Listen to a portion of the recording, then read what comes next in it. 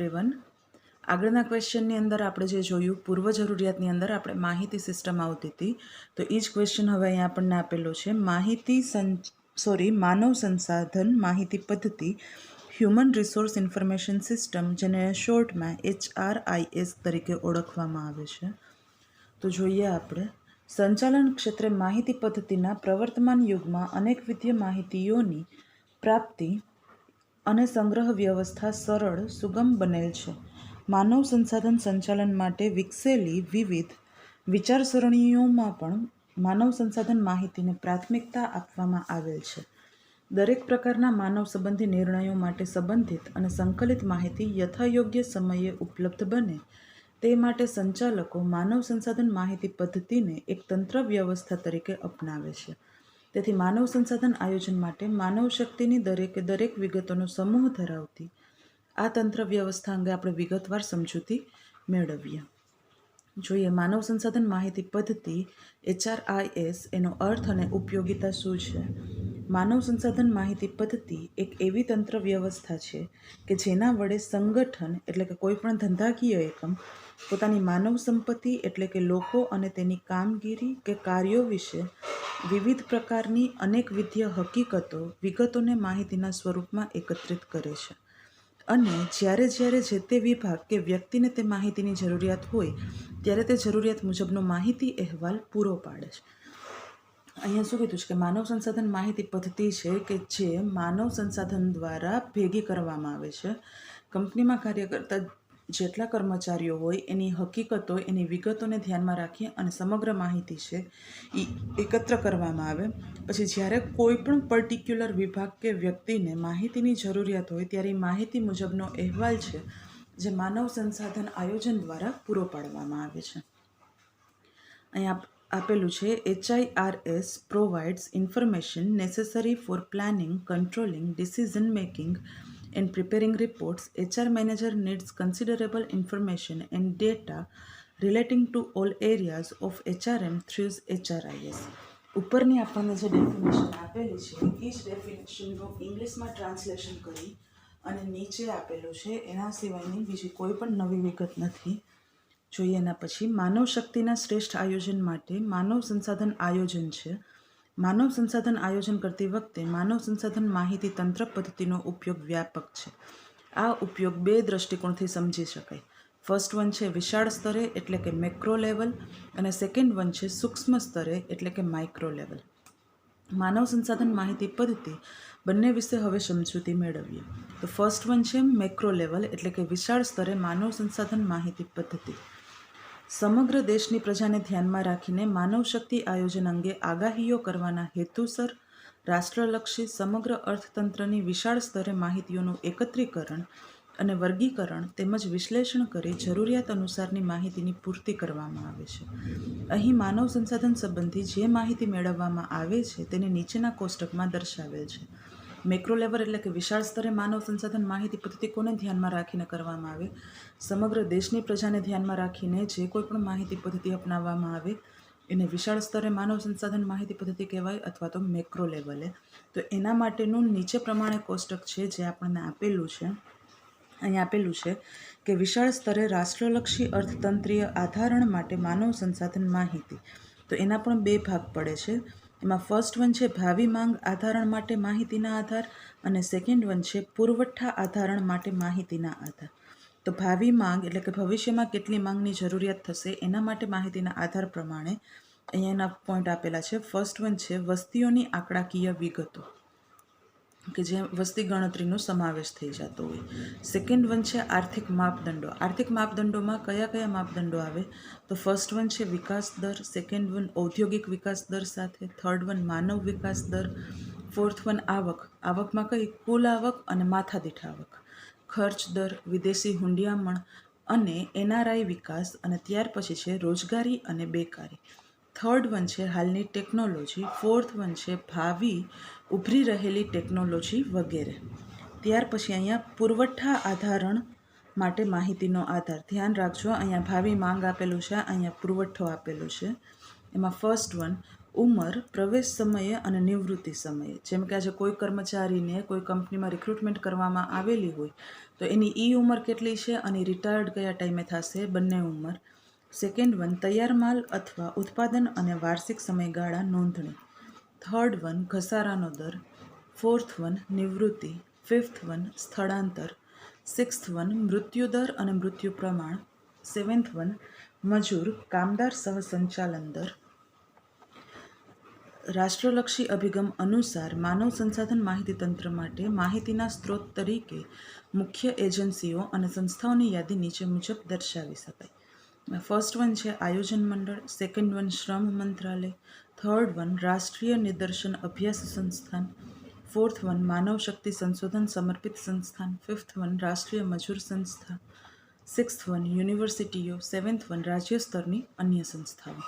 ત્યાર પછીનો second point છે સૂક્ષ્મ સ્તરે માનવ સંસાધન માહિતી પદ્ધતિ. અત્યાર સુધી આપણે વિશાળ જોયું હતું, હવે આપણે સૂક્ષ્મ લેવલ પર જોવાનું છે.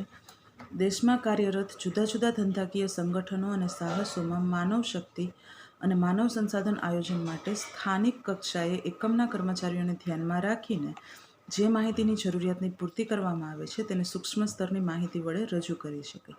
વિશાળ સ્તરની અંદર શું કીધું હતું કે સમગ્ર દેશને ધ્યાનમાં રાખવામાં આવે, જ્યારે સૂક્ષ્મ સ્તરની અંદર શું કીધું છે કે કોઈ પણ ધંધાકીય સંગઠનો હોય એની અંદર સ્થાનિક કક્ષાએ અથવા તો સ્થાનિક કક્ષાના જે કર્મચારીઓ હોય એને ધ્યાનમાં રાખી અને જે માહિતીની પૂર્તિ કરવામાં આવે તેને સૂક્ષ્મ સ્તરે માનવ સંસાધન પદ્ધતિ કહેવાય.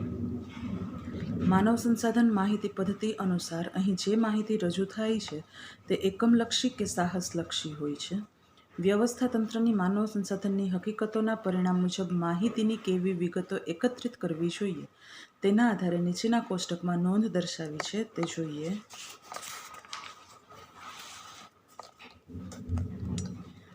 માહિતી પરિમાણ એટલે કે ડેટા મોડ્યુલ અને તે પરિમાણમાં કઈ માહિતી હોવી જોઈએ.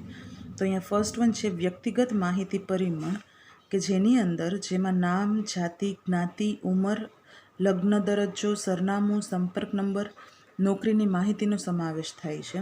હવે આ માહિતીનો ઉપયોગ છે આ માહિતી છે એ કેવી હોવી જોઈએ, તો ઓળખ અંગેની વિગતો, ઓળખ ઓલરેડી આપણને અહીંયા આપેલું જ છે. શૈક્ષણિક વિગતો, ટેકનિકલ લાયકાતો જો કોઈ હોય તો, પછી ખાસ વિગતો જેવી કે એક્સ સર્વિસમેન, અપંગ, SC, ST વગેરે જો કોઈ હોય તો. ત્યાર પછી સેકન્ડ વન છે ભરતી પરિમાણ. તો રિક્રુટમેન્ટ કે પ્રોફાઇલ મોડ્યુલ જેમાં ભરતી કે પસંદગી વિધિ સંબંધી કર્મચારીના દેખાવની માહિતીનો સમાવેશ થાય છે. તો ભરતીની તારીખ, વલણ કસોટીઓમાં ગુણવત્તાની કક્ષા, નેતૃત્વ કસોટીઓમાં ગુણવત્તાની કક્ષા, એકંદર ગુણવત્તાની કક્ષા જો કોઈ કાર્ય માટે પસંદગીનો અગ્રક્રમ હોય તો તે. ત્યાર પછી છે કાર્યાનુભાવ પરિમાણ જેમાં બદલાયેલા કામગીરીના શીર્ષક, તેનું વર્ગીકરણ, બદલા, બઢતી, પગાર ધોરણોમાં બદલાવ અને કારકિર્દી માર્ગોનો સમાવેશ થાય છે. તો નિમણૂકની નોંધ અને અન્ય સંબંધિત માહિતી, બઢતી માટે ગુણવત્તાક્રમ, ગુણવત્તા મુજબ કામગીરી દેખાવો, મહત્વપૂર્ણ ફાળાની નોંધ. હવે અહીંયા ફોર્થ વન છે કે કામગીરીનો દેખાવ પરિમાણવાળી માહિતી હોય તો તે પરિમાણમાં કઈ માહિતી હોવી જોઈએ. તો કામગીરી દેખાવ પરિમાણ માટે જેમાં કર્મચારીના કામગીરીના વિવિધ સમયગાળાનું કાર્ય મૂલ્યાંકન અહેવાલો અને વર્ગનો, વલણો તેમજ ફરજ અંગેની વિગતોનો સમાવેશ થાય છે. હવે આના માટે થઈને કામગીરીના દેખાવ માટે તે પરિમાણ માટે આપણે કઈ માહિતીની જરૂર ઊભી થાય, તો કર્મચારી દ્વારા પૂર્ણ થયેલ દરેક કામગીરી મુજબ કાર્ય મૂલ્યાંકન, કાર્ય વર્ણન અનુસાર કાર્યાનુભાવની મૂલવણી અને મૂલ્યાંકન. કાર્ય મૂલ્યાંકન અને કાર્ય વર્ણન તમારા આના પછીના યુનિટમાં વધારે ડિટેલમાં આવશે.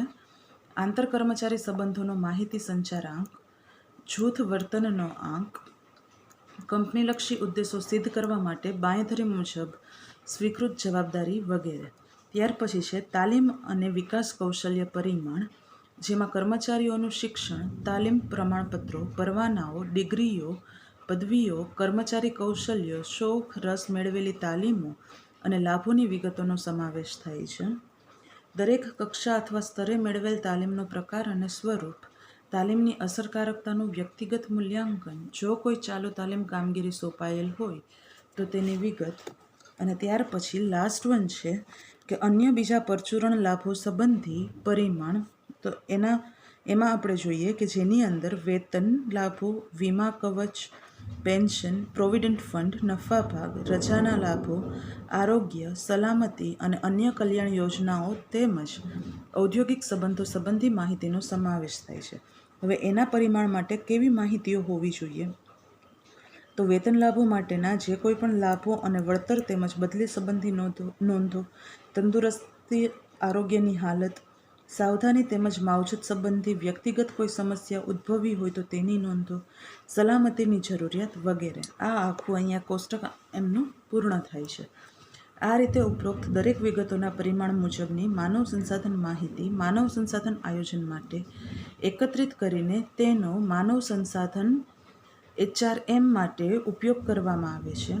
અગાઉના સમયમાં આવી માહિતીની મેળવણી અને ઉપયોગ માનવ આધારિત માહિતી પદ્ધતિ એટલે કે મેન્યુઅલ સિસ્ટમ કે જે માણસો દ્વારા અથવા તો માણસો ઉપર ડિપેન્ડ હોય દ્વારા થતો હતો. પ્રવર્તમાન સમયમાં તે માટે કમ્પ્યુટર આધારિત માહિતી પદ્ધતિનો ઉપયોગ થતો જોઈ શકાય છે. અગાઉ આવી માનવ સંસાધન સંબંધી માહિતી મેળવવાની અને તેનો ઉપયોગ કરવા સંબંધી ખાસ સમસ્યાઓ હતી, જેમ કે ખર્ચ, ચોકસાઈ, ઢીલાશ, લાંબો સમયગાળો, માહિતીનું છૂટું છવાયું હોવું, ત્રુટક માહિતીની મુશ્કેલી, માહિતીનું બેવડાપણું જેવા ખાસ પ્રશ્નોની મર્યાદાઓ હતી, જે HRISના ઉપયોગ બાદ ઘણે અંશે દૂર થઈ શકે છે. પહેલાં જ્યારે એમનેમ જ વ્યક્તિ દ્વારા માહિતી એકઠી કરવામાં આવતી તો એમાં ઘણી બધી સમસ્યાઓ આવતી, જેમ કે જે માહિતી એકઠી કરવામાં આવે એના માટેનો ખર્ચ થાય, માહિતી ચોક્કસ હોય ન હોય, માહિતી મેળવવામાં ઢીલાશ થાય, લાંબો સમયગાળો હોય, માહિતી છૂટી હોય, ત્રુટક હોય, એકની એક માહિતી 2 વખત રિપીટ થતી હોય. તો એ બધી વસ્તુ છે જે HRIS હ્યુમન રિસોર્સ ઇન્ફોર્મેશન સિસ્ટમના આવ્યા પછી આ બધી વસ્તુઓ છે જે ઘણા અંશે દૂર થઈ ગઈ છે. કમ્પ્યુટર આધારિત માહિતી પદ્ધતિથી માહિતી એકત્રીકરણ, વર્ગીકરણ, વિશ્લેષણ, મૂલ્યાંકનોમાં ભૂલો, ગોટાળાની ઘટનાઓનું પ્રમાણ ઘટી શક્યું છે અને માહિતીમાં વધુ ચોકસાઈ અને ગુણવત્તા જળવાતી હોવાથી નાના મોટા દરેક ધંધાકીય એકમો આ પદ્ધતિનો ઉપયોગ માનવ સંસાધન આયોજનમાં અને માનવ સંસાધન સંચાલન કામગીરીમાં વધી રહ્યાનું જોઈ શકાય છે. આની સાથે જ તમારું બીજું યુનિટ છે એ અહીંયા કમ્પ્લીટ થઈ ગયું છે.